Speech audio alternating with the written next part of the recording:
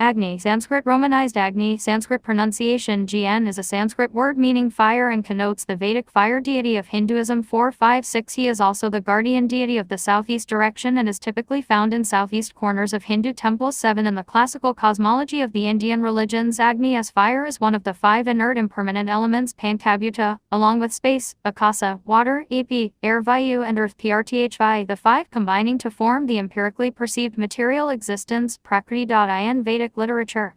Agni is a major and oft invoked god along with Indra and Soma. 510. Agni is considered the mouth of the gods and goddesses and the medium that conveys offerings to them in a homa votive ritual. 411-12. He is conceptualized in ancient Hindu texts to exist at 3 levels: on earth as fire, in the atmosphere as lightning, and in the sky as the sun.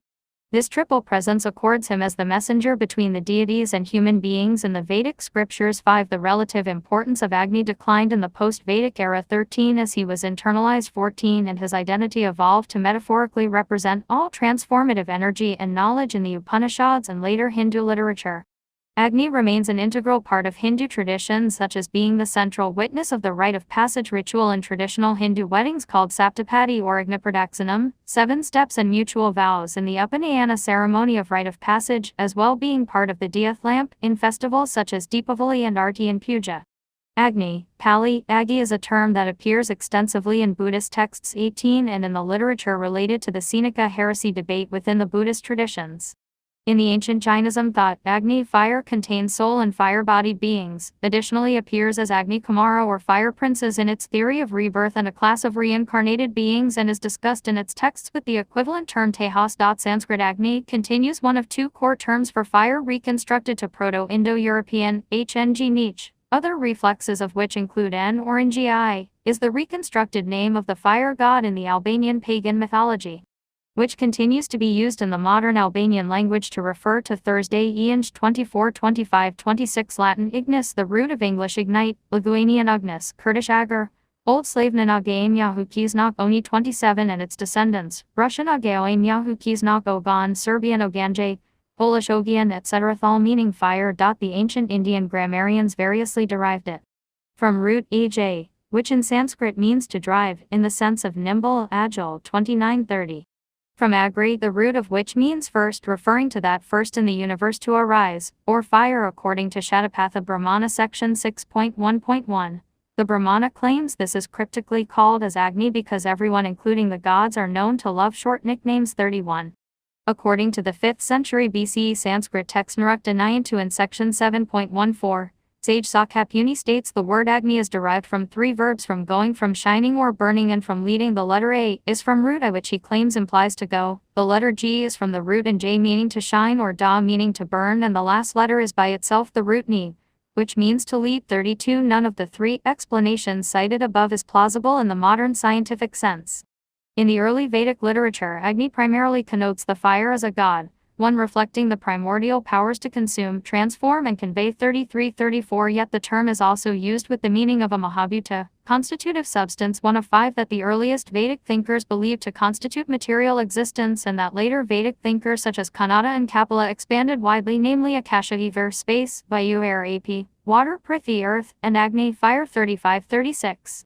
The word Agni is used in many contexts, ranging from fire in the stomach, the cooking fire in a home, the sacrificial fire in an altar, the fire of cremation, the fire of rebirth, the fire in the energetic saps concealed within plants, the atmospheric fire and lightning, and the celestial fire in the sun. 6:33-37. In the Brahmanas layer of the Vedas, such as in section 5.2.3 of Shatapatha Brahmana, Agni represents all the gods, all concepts of spiritual energy that permeates everything in the universe. In the Upanishads and post-Vedic literature, Agni additionally became a metaphor for immortal principle in man, and any energy or knowledge that consumes and dispels a state of darkness, transforms and procreates an enlightened state of existence. Agni is also famously known as Pavaka, sanctifier of everything. Havyavahana, one who carries the sacrificial butter. Saptajivi, one with 7 tongues, flames, consumes the sacrificial butter very fast. Vani, traveling with wind. Anala, as one of the Vasas. Patasana. Chitrabhanu, colorful light. Javalana, glowing. Vaisvanara. Vibhavasu, whose light is wealth. Other names include Siki Pinjasa, Plavanga, Barateja, Rudragarva and Hiranyakarti. There are many theories about the origins of the god Agni, some tracing it to Indo-European mythologies, others tracing to mythologies within the Indian tradition 4041. The origin myth found in many Indo-European cultures is one of a bird or bird-like being that carries or brings fire from the gods to mankind. Alternatively, this messenger brings an elixir of immortality from heaven to earth. In either case, the bird returns every day with sacrificial offerings for the gods, but sometimes the bird hides or disappears without trace. Agni is molded in similar mythical themes, in some hymns with the phrase "the heavenly bird that flies" 41-42. The earliest layers of the Vedic texts of Hinduism, such as section 6.1 of Kathaka Samhita and section 1.8.1 of Maitrayani Samhita, state that the universe began with nothing, neither night nor day existed. What existed was just Prajapati, also referred to as Brahman. 40 Agni originated from the forehead of Prajapati, assert these texts. With the creation of Agni came light, and with that were created day and night. Agni, state these Samhitas, is the same as the Brahman, the truth, the eye of the manifested universe. 40 These mythologies develop into more complex stories about Agni's origins in the later layers of Vedic texts, such as in section 2.1.2 of the Taittiriya Brahmana and sections 2.2.34 of Shatapatha Brahmana. 40. Agni is originally conceptualized as the ultimate source of the creator, maintainer, destroyer triad, and one of the trinities as the one who ruled the earth. His twin brother Indra ruled the atmosphere as the god of storm, rain and war, while Surya ruled the sky and heavens. 13 His position and importance evolves over time in the creator, maintainer, destroyer aspects of existence in Hindu God. 44b. The Shatapatha Brahmana mentions there have been 3 previous Agnis, and current one is the 4th in the series. 47. Fourfold, namely, was Agni, fire at first. Now that Agni, whom they at first chose for the office of Hatri priest, passed away. He also whom they chose the second time passed away. He also whom they chose the third time passed away. Thereupon the one who still constitutes the fire in our own time, concealed himself from fear. He entered into the waters. Him the gods discovered and brought forcibly away from the waters. Vedic rituals involve Agni. He is a part of many Hindu rites of passage ceremonies, such as celebrating a birth, lighting a lamp, prayers, arti lamp at weddings, the yajna where the bride and groom circle the fire 7 times, and at death, cremation. According to Agarvaveda, it is Agni that conveys the soul of the dead from the pyre to be reborn in the next world or life. 13 However, this role was in post-Vedic texts subsumed in the role of god Yama. 13 Agni has been important in temple architecture, is typically present in the southeast corner of a Hindu temple. The most important ritual of Hindu weddings is performed around Agni. It is called the Saptapadi, Sanskrit for 7 steps/feet, or sat fear, and it represents the legal part of Hindu marriage. 81-82 The ritual involves a couple completing 7 actual or symbolic circuits around the Agni, which is considered a witness to the vows they make to each other. Each circuit of the consecrated fire is led by either the bride or the groom, varying by community and region. With each circuit, the couple makes a specific vow to establish some aspect of a happy relationship and household for each other, with Agni as the divine witness to those mutual vows. In central India and Suriname, the bride leads the first 3 or 4 circuits. The Agnihotra involves fire, and the term refers to the ritual of keeping fire at home and in some cases making sacrificial offerings, such as milk and seeds, to this fire. 85 The Srada texts state that it is the duty of man to perform Agnihotra. A wide range of Agnihotra procedures are found in the Brahmana layer of the Vedas, ranging from the most common simple keeping of sacred fire and its symbolism, to more complicated procedures for the expiation of guilt, to rituals claimed to grant the first immortality to the performer. According to the Jaiminaya Brahmana, for example, an Agnihotra sacrifice frees the performer from evil and death. In contrast, states the Shatapatha Brahmana, Agnihotra is a symbolic reminder and equivalent to the sun, where the firekeeper is reminded of the heat that creates life, the fire in beings, the heat in the womb behind the cycle of life. 2 Major festivals in Hinduism, namely Holi, Festival of Colors, and Diwali, Festival of Lights, incorporate Agni in their ritual grammar as a symbol of divine energy. During the autumn celebrations of Diwali, traditional small fire lamps called diya are included to mark the festivities. For Holi, Hindus burn bonfires as Holika on the night before the spring festival. The bonfire marks god Agni, and in rural India mothers carry their babies around the fire clockwise on Holika in Agni's remembrance. Offended by Agni, Bhargu had cursed Agni to become the devourer of all things on this earth, but Brahma modified that curse and made Agni the purifier of all things he touched. 116. In the Khandava Daha Parva Mahabharata CCXXV, Agni in disguise approaches Krishna and Arjuna seeking sufficient food for gratification of his hunger, and on being asked about the kind of food which would gratify, Agni expressed the desire to consume the forest of Khandava protected by Indra for the sake of Taksaka, the chief of the Nagas. Aided by Krishna and Arjuna, Agni consumes the Khandava forest, which burnt for 15 days, sparing only Aswasna, Maya, and the 4 birds called Sarangakas. Later, as a boon, Arjuna got all his weapons from Indra and also the bow, Gandhava from Varuna. 117.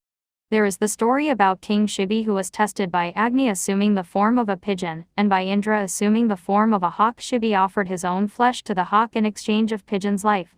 The pigeon which had sought Shibi's shelter was thus saved by the king's sacrifice. Agnipariksa, or the fire test, has Agni as the witness. In the Ramayana, Sita voluntarily goes through this ordeal to prove her virtue. Agni is the eldest son of Brahma.